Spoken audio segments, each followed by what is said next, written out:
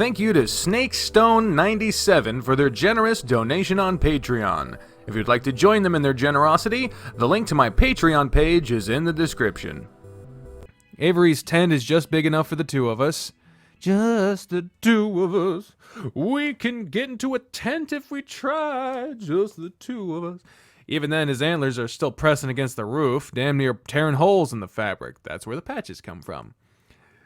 But it's somewhere private. Private? It's cloth. They might not be able to see, but they can hear. Which is good, because I'm not decent right now. Avery's been cleaning my wounds for the past 10 minutes or so, front and back. He's disinfected and applied bandages to my torso, and now most of his attention is focused on the wound to the back of my head. Oh, he's got a coat on him now. Ooh. Or maybe he already had that. I don't know.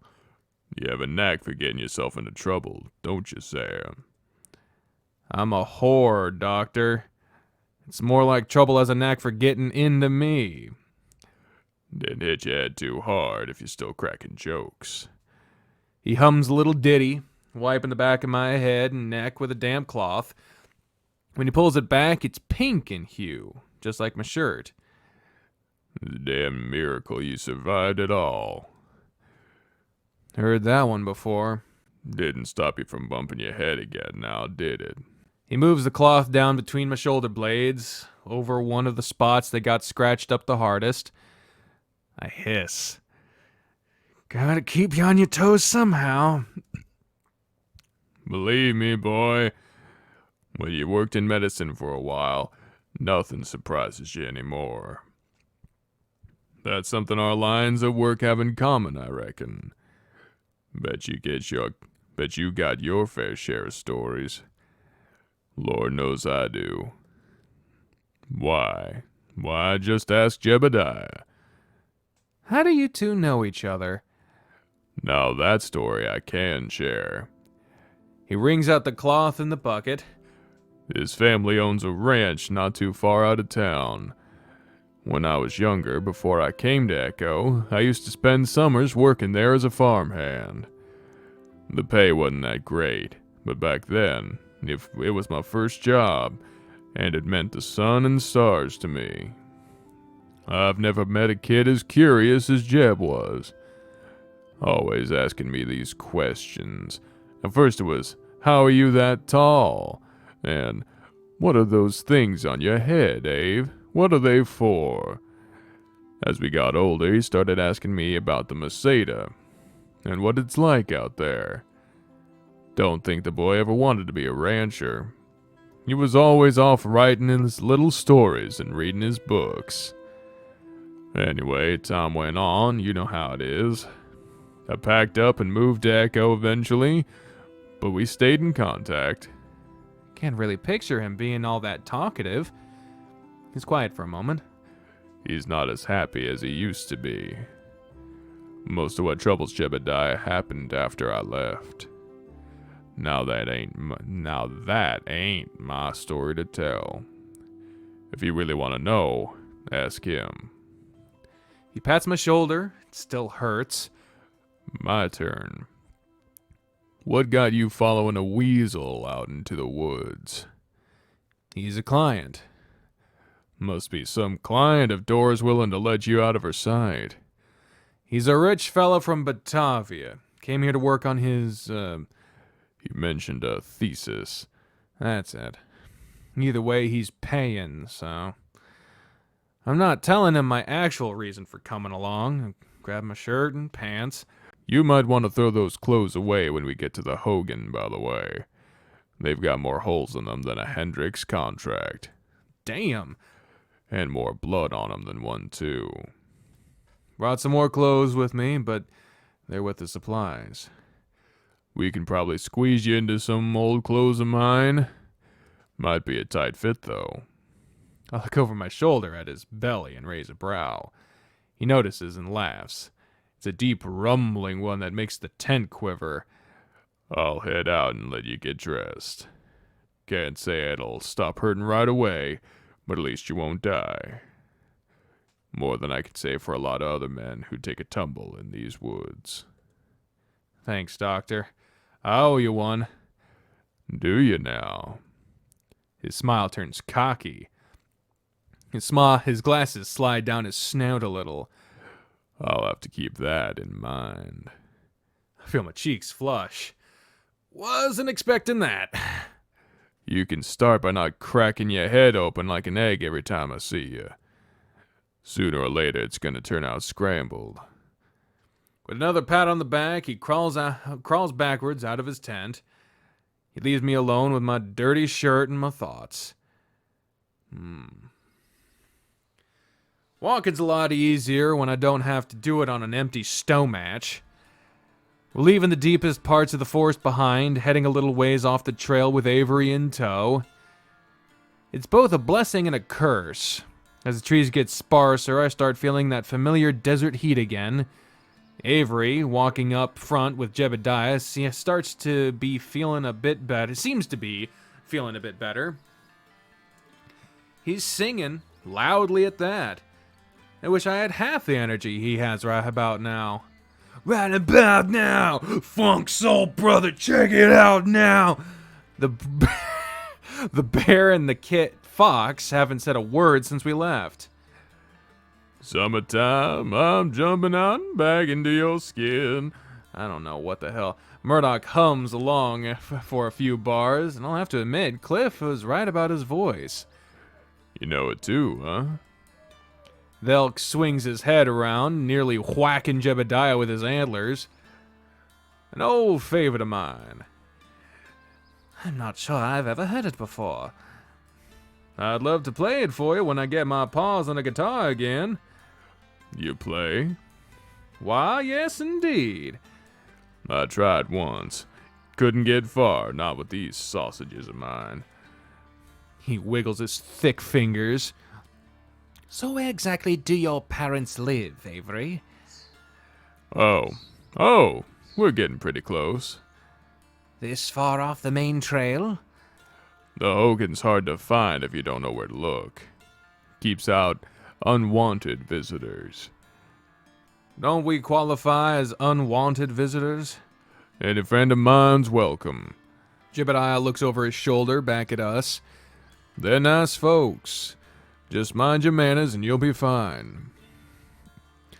Cliff's already shaken at the prospect. This is so exciting! I can't believe I'm about to enter an actual Meseta home! I'm more than a little worried about him. Calm down, Clifford. You're a researcher, not a tourist. Takes a breath. Murdoch, is your camera still functional? It should work just fine. In layman's terms, everything still clicks the way it's supposed to. Splendid! You're awful excited about this, aren't you? Of course, it's a once-in-a-lifetime chance. For you, yeah. But for my parents, it's their life, you know. Cliff tilts his head. All I'm saying is, ease into it. Listen to what they gotta say when they talk. Can you do that for me? I'll try. Thank you, Cliff. Aw. Oh, there it is. We walk about 30 more minutes through the woods before coming upon a clearing. There's a pen of livestock to the left where woolly animals graze. A large round structure sits ahead of us. Looks like a dome covered in earth like a doorway. I certainly haven't ever seen anything like it. Cliff is making strange noises beside me. Avery shuffles a bit. He calls out in a language I don't understand, and the reedy voice of a woman meets it. The door of the dwelling opens, and a very old elk comes out to meet us. She's wearing a plain apron, and her hands are red with what looks like clay. She looks back and forth at all of us, folds in her brow growing prominent, and looks towards Avery, speaking slowly and calmly in that language. Avery laughs and replies in a carefree way. She does not return the laugh. Then it cannot be helped. Her accent is thicker than Avery's is. I already know, Jeb. To the rest of you, I am Manaba. My son tells me you met something evil in the woods. You may stay in my home for as long as you like, so long as you give as much as you take, and so long as you don't bring what you met in the woods inside." She disappears into the door. "Not a single slaughtering beast among us at present, so we're good." Murdoch crosses his arms. "Do you think she was being literal?" The horse grunts. Yes and no. She means that the evil in our own heads can upset the harmony in her home. Home is a sacred place. As long as we're calm, she'll let us stay. There's nothing to worry about. So then what am I supposed to do? What the fuck? That doesn't reassure me at all. Jeb has a nervous look on his face, too. Cliff and Murdoch don't. One last thing. Make sure you go clockwise when you enter, and leave the Hogan. Why? "Because it's like the sun." Oh, so you already know? Well, I believe the idea is that actively moving with the sun bolsters the natural order of the universe. This contributes to harmony. Well, sure. But there's a practicality to it, too. When your home is just one room, going in one order makes it feel bigger. Speaking of practicality, are we gonna go inside? Avery smiles and walks up to the doorway, opening it. Oh, wow! Look at this! Nice! The first thing I see when we pass through is a big fire pit in the center of the room. The floor is bare dirt, but many woven rugs. Most of them line the walls made from branches. So is the ceiling, but there's a big hole at the top letting light in from the outside. Manaba sits on the floor, pushing red clay between a slab and a smooth rock. Another elk sits to the north, handling the threads of a loom. He's big, but he looks very old, and he speaks to Manaba again in that language.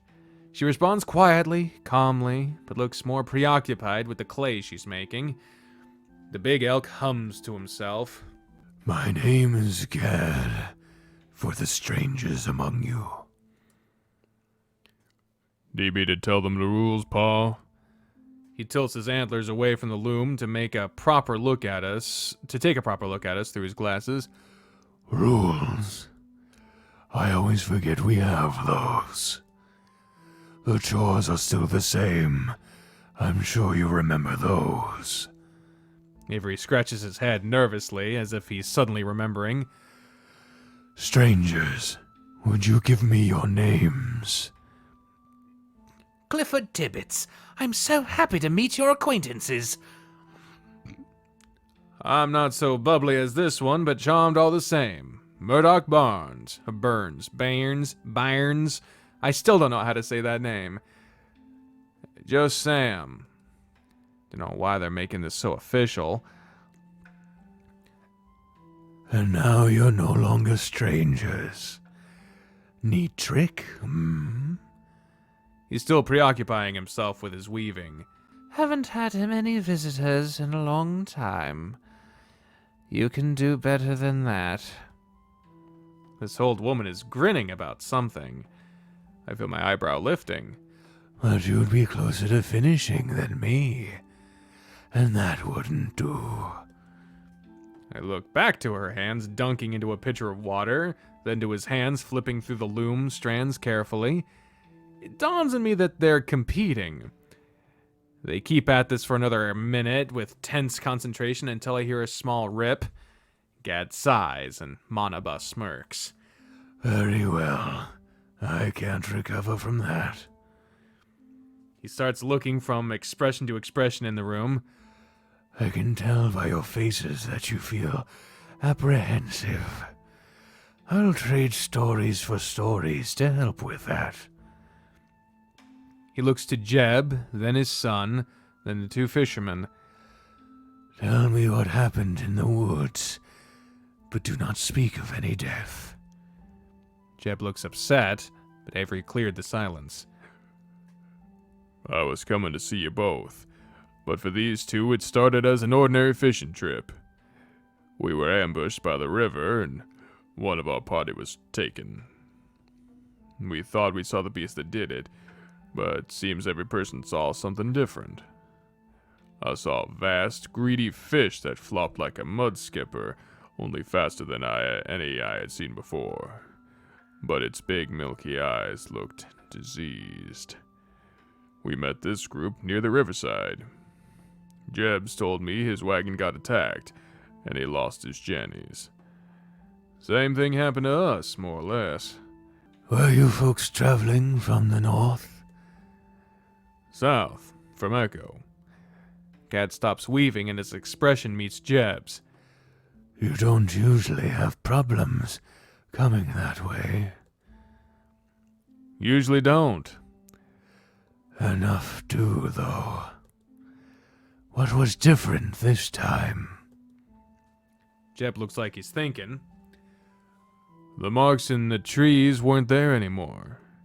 Reliable landmarks weren't the same. One of ours said that the trees looked different, that they could see things that shouldn't normally be there. Trying not to get too descriptive.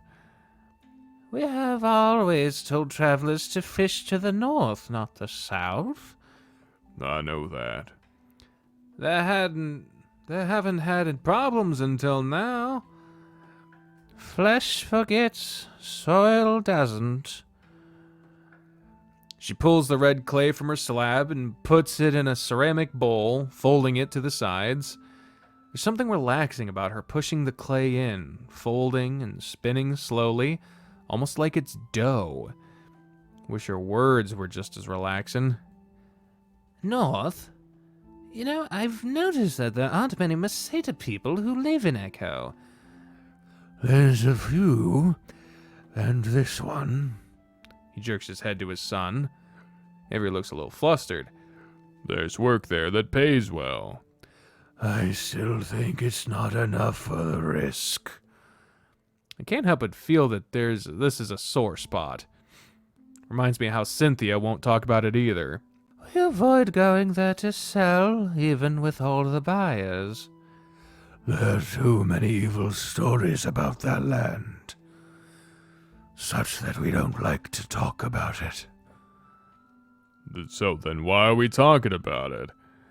Because we are afraid for you. The elk looks at his wife curiously. I am not afraid for him. He is strong and intelligent. Our fathers were great warriors, Manaba. She says something that makes Gad's brow furrow. Avery winces. This bowl's ready for firing. She dusts off her apron as she stands, looking among the crowd of people and waving. Goodbye. I hear Cliff make a noise. Might I watch this process? Yes. She picks up several clay bowls and hands them to the weasel, whose hands quickly fill up. He looks terrified of dropping any. I don't think he expected to be participating. Follow. With a look of fear, he follows her out the door. Murdoch gives me a look. I have to see this. The fox leaves the building. Avery, his two companions, and Jeb sort of look at me. What? Mind joining them? There's some air of anticipation, like they want to talk to Gad in private. Don't have to ask twice. Thanks. I walk out the door and see Murdoch, Cliff, and Manaba huddled around what looks like a small pit in the ground. So you let the embers burn for hours before stacking the ceramics? And then you pile on more wood to light the second fire to bake the clay? Extraordinary! Just extraordinary! You speak very fast. I'm sure every piece is to be treasured. These are just for when we eat. Practical pieces. I consider them art. Not art. Cliff hums. Surely you must admit that there's something sacred to this, yes? All things are natural, and all things natural are sacred. I think what you call art, you put into a room, and you have people look with just their eyes. In a manner of speaking, yes, for the sake of public awareness. What we make, we use, or we sell, or we trade. The act of making influences respect. Respect for making turns into patience. Eyes alone do not teach patience. She looks at me and Murdoch. You will both bring me 2 logs from the pile. She looks at Cliff. You bring me 5. Why do I have to bring more? They're bigger than me. They have shared more of themselves by their silence than you have with your words.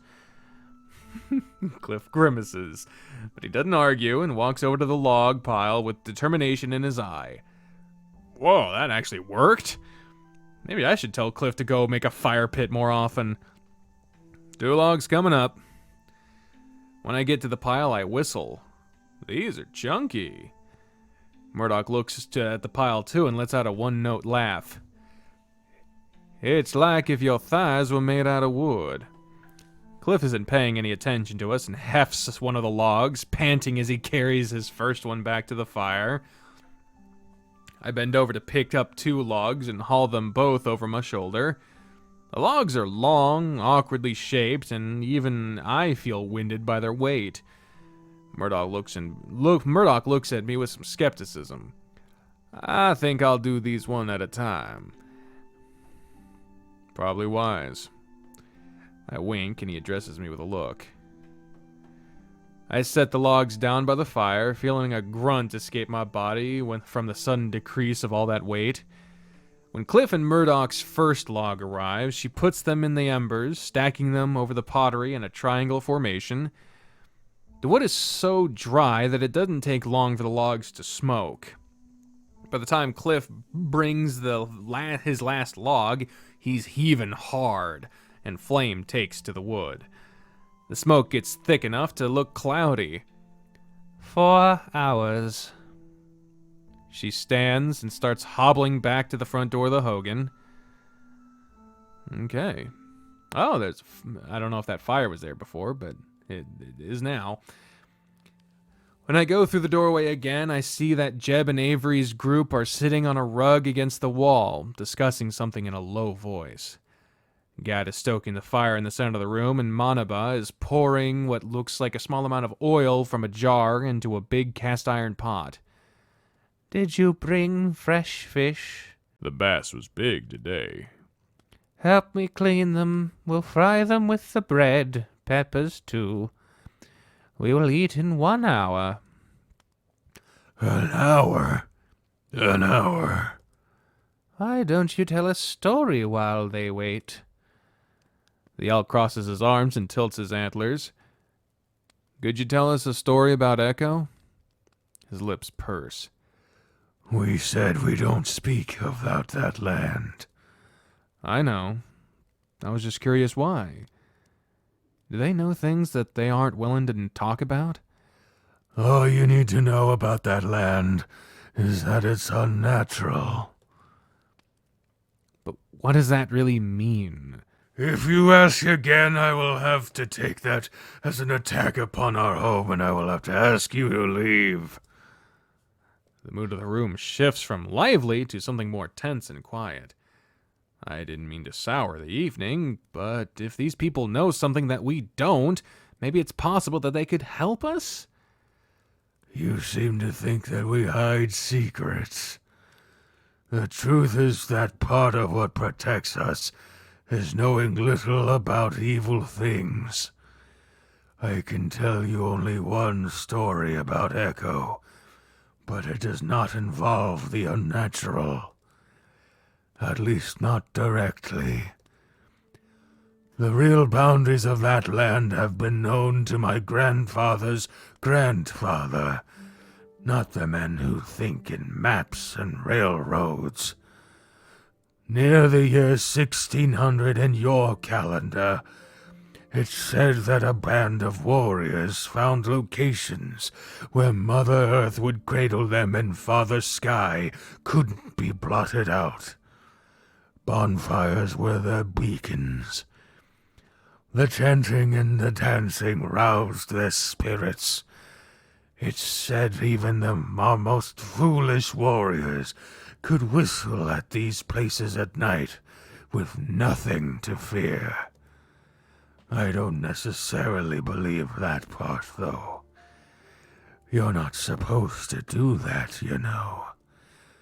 Gives away your position. But as they said, it was difficult to fear death when you were surrounded by loved ones. But the funny thing about these places is they weren't keeping track of them. They had no reason to keep track of them. To be Meseta means to wander. Our people weren't used to staying put. Staying put is more of a modern thing. Access to food keeps changing. But sometimes it was known that the best thing to do was to leave your home behind and start anew elsewhere. The bonfires were more of a nod to peace of mind than anything else. So these warriors made many bonfires in their time. And so did their children. And so did their children's children. New ones are made by younger people from time to time, but you can still find the sites of a lot of the old ones.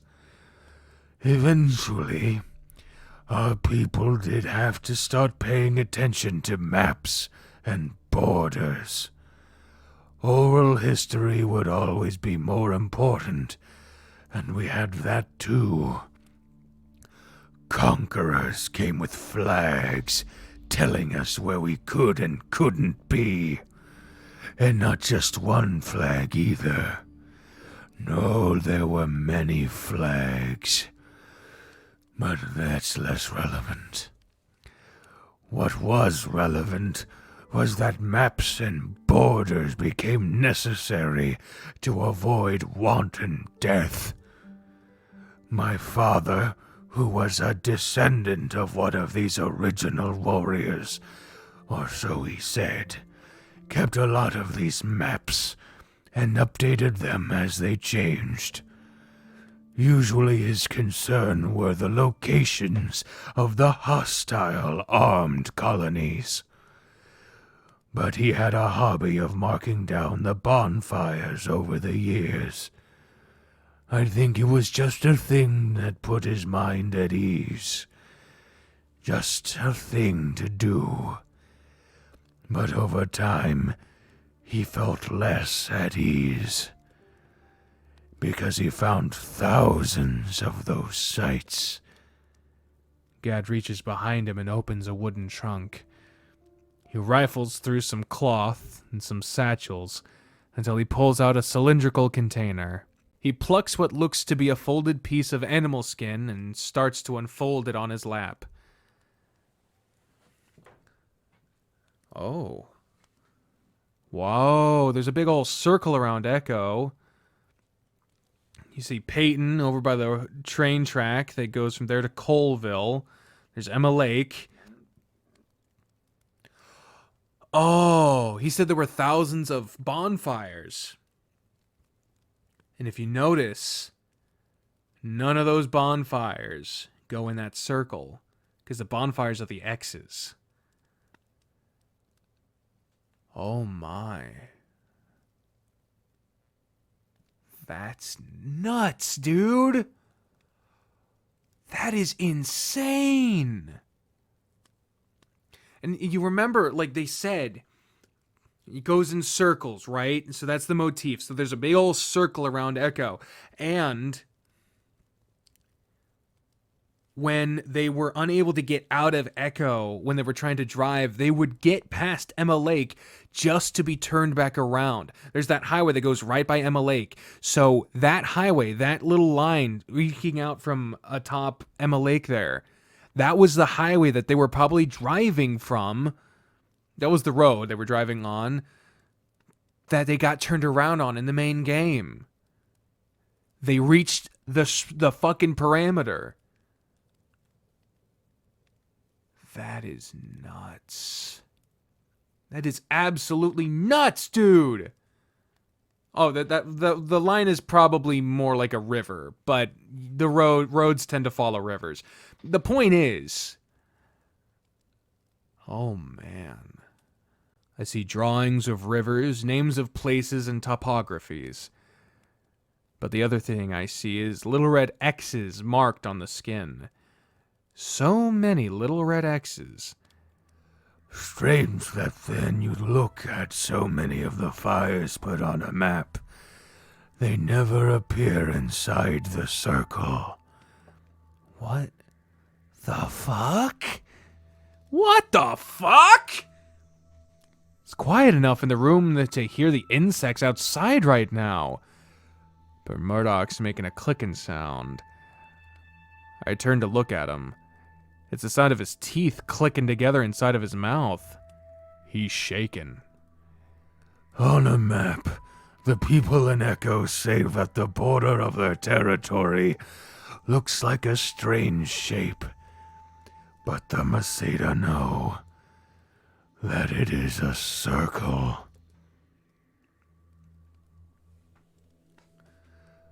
Manaba grabs Gad's shoulder tightly. She crouches down as if to whisper in his ear, and she plants a kiss on his cheek. Gad starts laughing as Manaba brings him to his feet. So it's like I said. I can tell you the things we know about the outside of that place, but we will remain willingly ignorant of what is inside. I've had enough of stories tonight. Let's play some music. Oh, thank God it's to be continued, because my throat is not happy. Oh, God. That is absolutely insane. That has implications so far-reaching. I don't even know how to properly, explain it. That circle surrounding Echo, that is the cursed land. That is where Chase, when coming into town, starts to feel the stuff manifesting behind him. That is where you can't go. That is the circle. They always say going in circles. That is insane, man. That is insane, man. Well, it really interesting just how much, because we're about to get an Echo sequel sometime, I believe, next year. I think. Maybe it's before the end of this year. I don't remember. But we're getting so many details out of the prequel that oh my God, man. I gotta get off this, otherwise I'm just gonna be sitting here going, oh my God, over and over again. So, thank you very much for joining me for this, what I imagine is multiple episodes of The Smoke Room. Maybe not, I don't know. On the next one, it'll be whatever gets updated next. But until then, ladies and gentlemen, I have been the Trained Unprofessional. And you're not. Bye, everyone.